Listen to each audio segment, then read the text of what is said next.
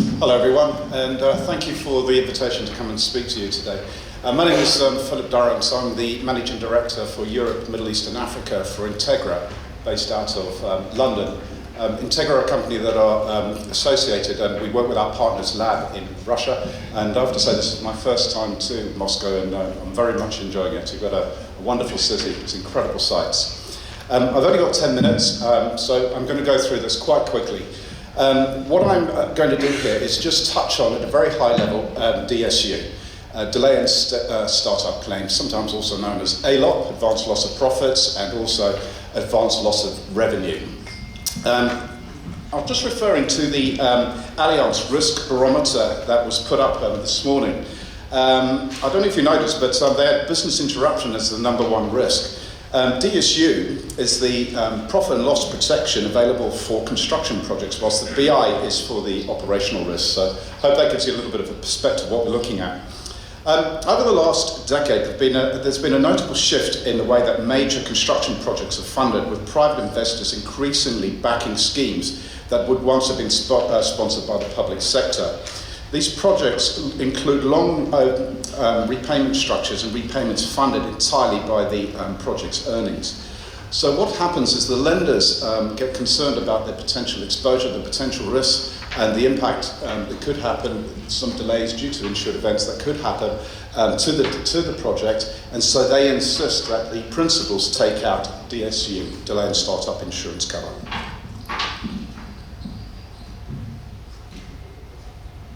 So DSU, as I've put here, is actually one of the most complex business classes for claims.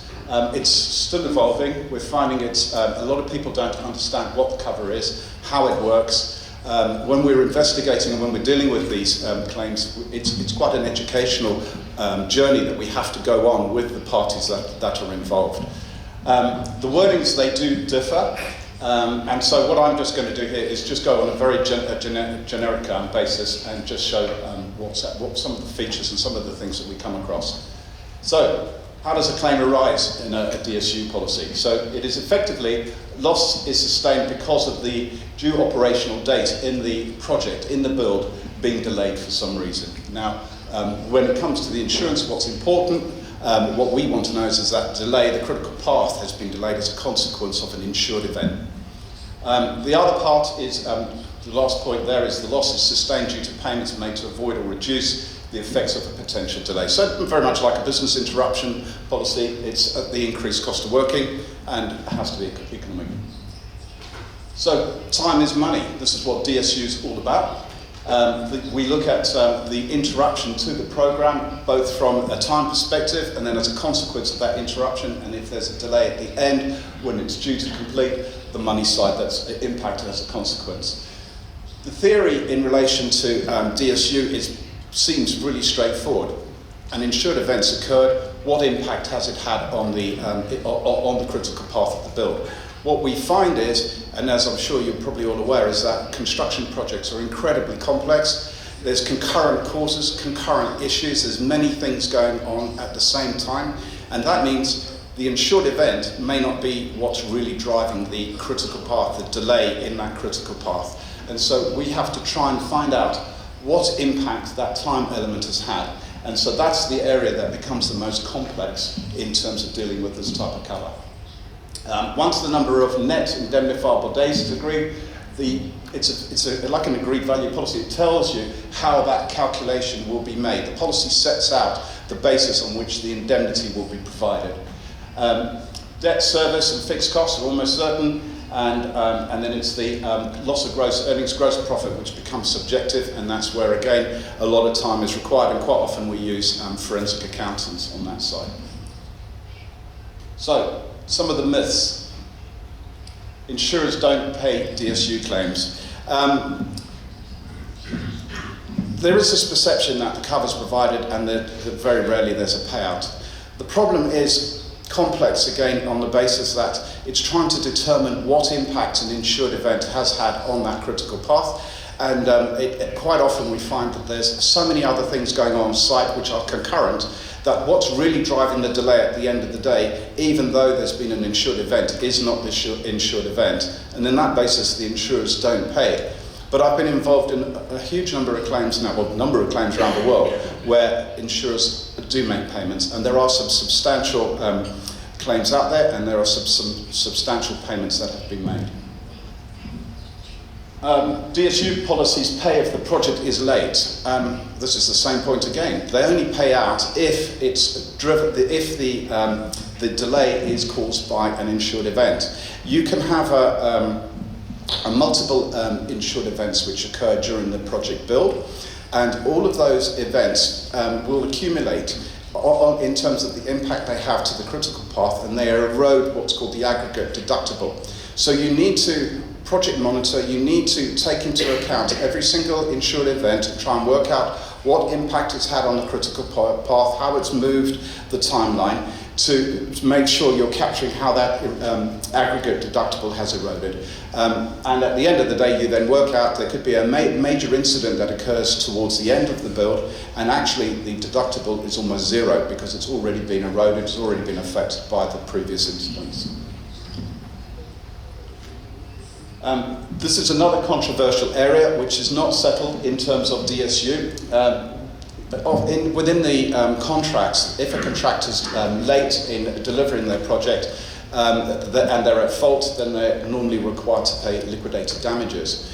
What can happen in here is there can be a dispute between the insurers, the brokers, the insured, as to whether liquidated damages should be offset initially before the DSU payment is determined, or whether it should, the insurer should pay first and then potentially subrogate to recover from the contractor any liquidated damages that may be due.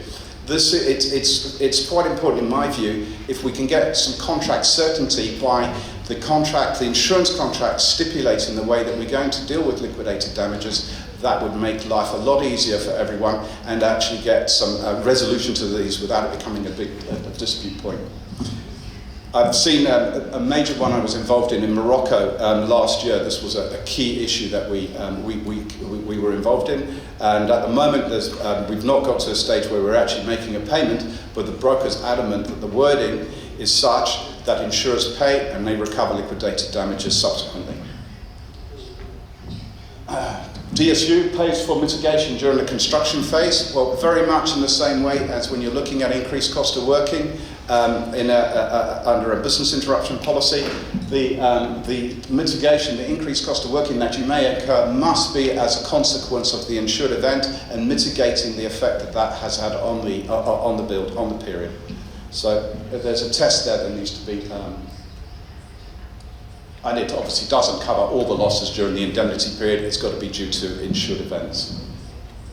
So this is just a quick one. So who are you going to call if you've got a DSU claim? Hopefully you guys have seen the Ghostbuster films, and I thought we'd just show where we are. So the claims handling support. So in the centre you've got the parties that are normally involved. Important to note, which I haven't said here is today, the principal is the party that's insured under this policy, not the contractors, not the subcontractors, it's the principal. So the parties involved here will be the broker, it will be the insurer, it will be the adjusters, and we've obviously used our names, and the principal. And then we bring in expertise to help us determine what the correct response should be in relation to the policy. So the construction program and analysts, these guys are program schedulers. They come in and look at and try and determine what is going on site, what's really the impact that's happening as a consequence of all the events that are going on. As I say, some of them will be concurrent, so there may be things that have nothing to do with the insurance, but those incidents are running at the same time as an insured event, and they would have already been in delay. It's not the insured event hasn't made a difference, and therefore there's no further, there's no payment that's due. Or it could be that they determine there is a payment that's due, that the insured event has genuinely impacted the critical path, and that as a consequence it's necessary for us to determine what the indemnity is that's available. So logistical specialists, this could be involved in trying to mitigate loss. We could bring in, we might want to get an Antonov to fly in additional or equipment or and replacement equipment, etc. Forensic accountants to help with the calculation of the payment, which is set out again within the policy as to how it will be, that payment will be determined, and the final bit, just as disaster recovery. So these are the important takeaways. Doesn't matter how many insured events happen, there is only one DSU claim. They accumulate, they all impact potentially the critical path, and you have to determine the impact each one has had. But at the end of the day, there is only one claim that's made by the principal for the delay to his project. There we go. So the first point there is a key thing which I've been touching on.